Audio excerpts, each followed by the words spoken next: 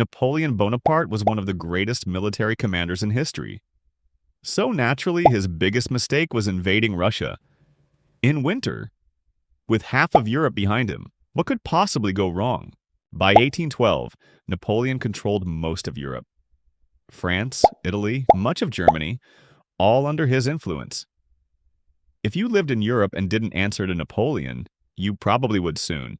But one country refused to follow his rules: Russia. So Napoleon made a decision, a very bold decision. He gathered more than 600,000 soldiers, the largest army Europe had ever seen, and marched them straight into Russia. The plan was simple: march in, defeat the Russians, force peace, go home a hero. The Russians, however, refused to fight properly. Instead of standing their ground, they kept retreating. And every time they retreated, they burned their own towns, their own farms, and their own food supplies.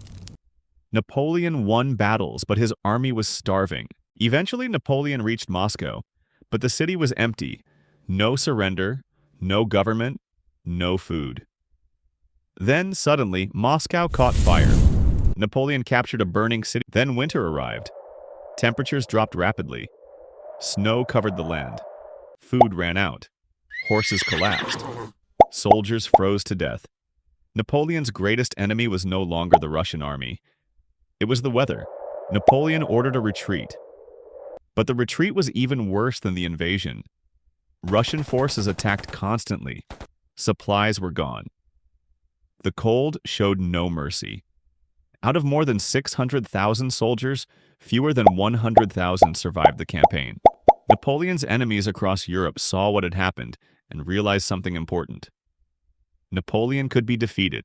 They rose against him. He lost his empire, and eventually he was captured and exiled. Twice. Napoleon was a military genius, but even geniuses can make terrible decisions, and invading Russia in winter will always be one of the worst decisions in history.